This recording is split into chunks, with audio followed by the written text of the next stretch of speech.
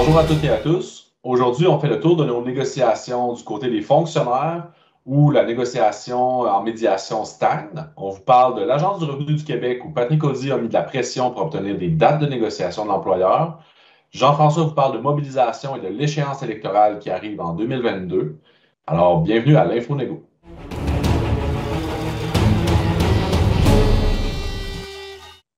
Bonjour Maryse. Bonjour Julien. Alors, la conciliation continue du côté de la table des fonctionnaires, Maryse. Est-ce que ça avance? Est-ce que ça concilie à ce jour? Écoute, Julien, bon, d'une part, faire l'état des lieux, on a 5 séances de médiation de fait. Il y en a 3 d'annoncées d'ici le 10 décembre. Pourquoi je te parle du 10 décembre? Parce que la médiatrice nous a dit qu'elle voulait faire son rapport le 10 décembre. On sait qu'en vertu du Code du travail, on a 60 jours de médiation obligatoire à faire avant de déclencher des moyens de pression lourds. Ça ne veut pas dire que le 10 décembre, on change en citrouille, mais en tout cas, à tout le moins, le 10 décembre, notre 60 jours sera fait. Si tu me dis, les 5 séances qu'on a faites, finalement, ça a donné quoi? Je suis obligée de t'annoncer que ça n'a pas donné grand-chose. En fait, on a parlé des étudiants. Le Conseil du Trésor vient nous dire qu'il va falloir régler le passé des étudiants pour avoir une entente de principe. Les offres qu'ils nous ont faites, c'est ridicule, tellement qu'on a déposé un différend, donc un recours devant la commission de l'équité salariale, si tu veux, la CNESST, parce qu'on ne s'entend vraiment pas. Alors ça, c'est la première chose. La deuxième, on a parlé du service aérien gouvernemental. Alors, il y a des avancées certaines, mais en même temps, ma vis-à-vis me dit qu'elle doit quand même aller chercher des mandats, là. Fait que, alors, tu sais, elle va avoir certainement du tordage de bras à faire auprès du Conseil du Trésor. Puis, les 3 jours qui s'en viennent, ben, on jasera du reste. Mais ça va donner quoi? Je ne le sais pas.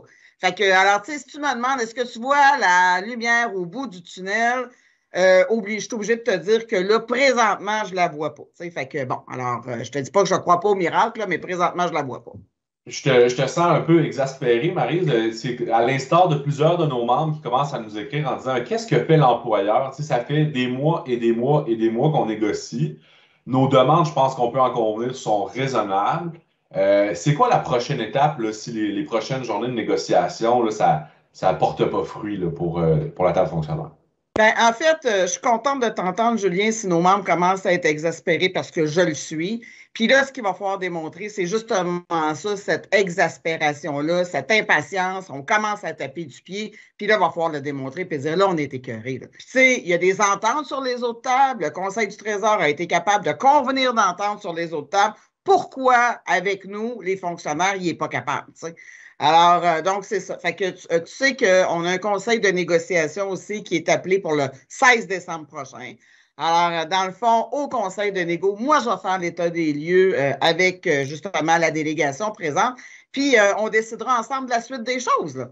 Fait que, tu sais, dans le fond, 6 mois rendus au 10, il ne se passe rien. Ben, le 16, on va, avec notre délégation, on va dessiner la suite de la carte pour 2022 en égo. Parfait, je pense que le message est clair. Puis à partir de maintenant, peut-être qu'on peut inviter les membres à parler à leurs délégués de ce qu'ils sont prêts à faire pour leurs négociations, de comment ils pensent réagir à ce je pense qu'on pourrait qualifier de manque de respect de la part du gouvernement Legault pour ses salariés de la fonction publique. Donc là, il va falloir qu'on discute ensemble de qu'est-ce qu'on fait pour la suite des choses. Puis le conseil de négociation, ça va être cette occasion-là de voir c'est quoi notre plan de match là, pour la suite. Bien, absolument. Tu sais, quand on a vu notre conseil de négociation à la fin du mois d'août, on a présenté une proposition de l'employeur. Cette proposition-là a été jugée insatisfaisante. Aujourd'hui, j'aurai un conseil de négociation demain matin que je vais être obligé de dire il n'y en a pas eu d'avancée, là. Fait que, alors, si c'est insatisfaisant au mois d'août, à mon avis, ça devrait être aussi insatisfaisant. Fait que oui, j'invite les membres à aller voir c'est souvent les présidences de section qui viennent au conseil de négociation. Alors, puis leur job à eux, ben, c'est de nous ramener un peu la position du terrain. Fait qu'hésitez pas à interpeller vos présidents, vos présidentes et dire, ben, au conseil de négociation, voici comment tu devrais te positionner pour la suite des choses. Parfait, Maryse. Ben, sans doute qu'on se reparle bientôt. Puis, ben, on lâche pas. Parfait, merci.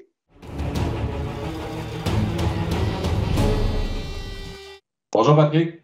Bonjour Julien. Un petit peu de mouvement du côté de l'ARQ, là. Qu'est-ce qui se passe récemment du côté de la négociation? Ben écoute, on était assez déçus là, depuis quelques semaines, plusieurs jours, là, pour dire, là, dans le fond, on n'avait pas de retour de l'employeur encore parce que le 30 septembre dernier, on avait fait quand même des propositions à la table de négociation qui auraient pu résulter à une entente de principe. Donc, c'est pour vous dire à quel point que nous, on a une volonté et on a des propositions précises à faire à l'employeur. Alors là, on a attendu longtemps avant d'avoir des retours. J'ai mis de la pression à mon niveau. Donc oui, on a des dates, là, donc on va recommencer la négociation, pas recommencer, mais poursuivre la négociation dès début décembre. Et de part et d'autre, là, tant moi que mon vis-à-vis là, de l'employeur, on s'est dit qu'on voulait avoir un règlement rapide. Mais ceci étant dit, je le répète depuis le début, là, je l'ai dit dans plusieurs capsules, tout ça ne se fera pas à rabais. Ça, c'est sûr et certain, malgré que nous avons une volonté commune de régler. Mais on sent quand même qu'il y a une volonté de l'employeur de vouloir régler aussi. Donc, ça, c'est les bonnes nouvelles. On a des dates. Et pour le reste, l'équipe à Jean-François et de la mobilisation, ben là, eux autres, ils poursuivent leurs actions parce que tant aussi longtemps que je n'aurai pas une proposition précise de l'employeur ou des retours satisfaisants sur ce qu'on a demandé, l'équipe de Jean-François et de la mobilisation poursuivent leurs actions. Là, moi, je n'ai pas d'indication pour dire de ralentir quoi que ce soit de ce côté-là. Parfait, Patrick. En espérant que la petite poussée que tu auras mis à tes vis-à-vis là, pour obtenir un petit peu plus de sérieux dans les négociations va porter fruit dans les prochaines semaines. Puis, lâchez pas. Ouais, on suit ça de près. Puis s'il y a quoi que ce soit, là, au pire, ça sera notre président qui interviendra au besoin. Excellent. Ben, merci, Patrick. Merci, Julien.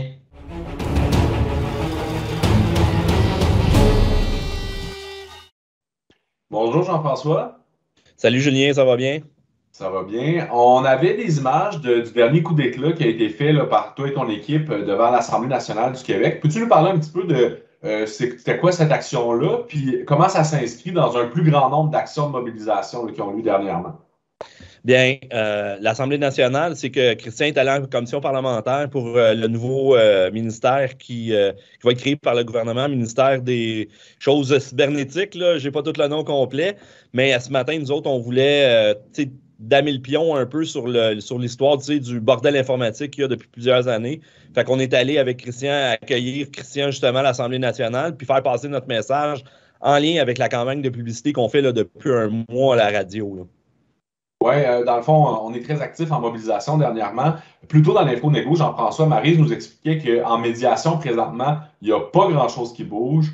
Par rapport à l'offre qui avait été transmise par le CET, qui avait été refusée par notre conseil de négociation, on n'a pas vraiment avancé. Qu'est-ce que ça veut dire pour toi en termes de mobilisation pour les prochains mois? Est-ce que tu dirais qu'on est dans une belle période, une période avec des opportunités, là, disons, jusqu'aux fêtes puis après les fêtes? Ben Julien, écoute, depuis quelques semaines, là, moi je te dirais que la mobilisation était vraiment à son apogée. Moi, j'ai rarement vu ça en 20 ans.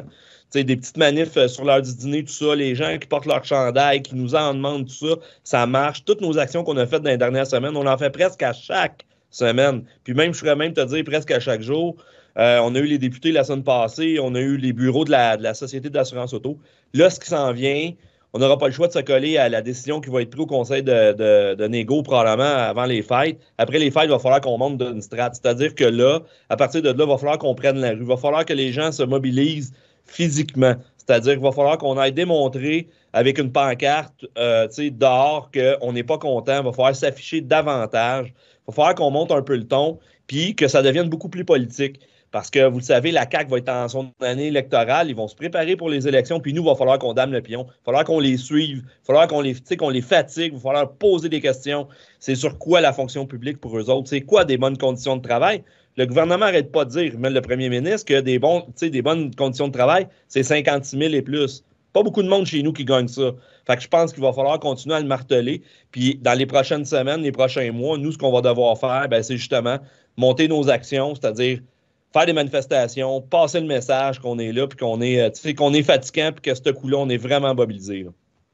Parfait. Je pense que le message est clair, Jean-François, puis on va continuer à vous suivre pour les prochaines semaines là, dans toutes les actions que vous faites. Merci beaucoup, puis à bientôt. Merci, Julien. Bonne journée. En terminant, on vous rappelle que le SFPQ collecte présentement des réponses à un sondage qui est destiné à créer le palmarès des ministères et organismes pour la 2e édition. Donc, l'objectif, c'est de voir un peu là, dans chacun des milieux de travail de la fonction publique, la qualité de l'emploi, la satisfaction au travail. Puis sans doute, ça nous aide dans nos négociations d'avoir ce type d'informations-là. Donc, on vous invite à vous rendre à l'adresse au bas de l'écran et à prendre quelques minutes pour compléter cette enquête. Ça va être très aidant là, pour nos négociations.